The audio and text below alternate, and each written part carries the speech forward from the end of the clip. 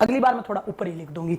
चलो, तो अब हम हेडिंग डाल रहे हैं भारत पर विदेशी आक्रमण। और मैं बार बार आपको यही कह रही हूं, मुझे लगता है कि अब कहने की जरूरत नहीं पड़नी चाहिए, क्योंकि पूरे भारत देश में अगर सबसे ज्यादा बुद्धिमान, विवेकशील और प्रगतिशील कोई धरती रही है तो वो बिहार की भूमि है साथियों।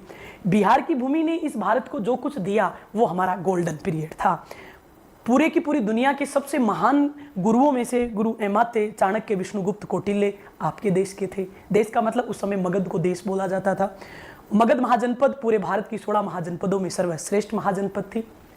देन उससे बड़ी बात, महान मौर्य साम्राज्य, चंद्रगुप्त मौर्य, बिंदुसार और चक्रवर्ती सम्राट अशोक जैसे राजा आपने दिए मित्रों।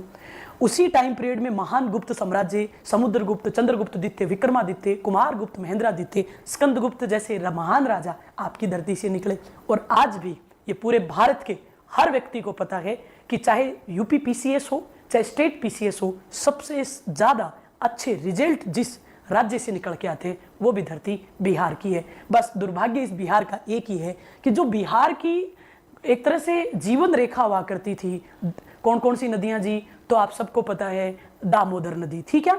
नहीं, कोसी नदी। बिहार की जीवन रेखा प्राचीन काल में कोसी नदी को मानते थे।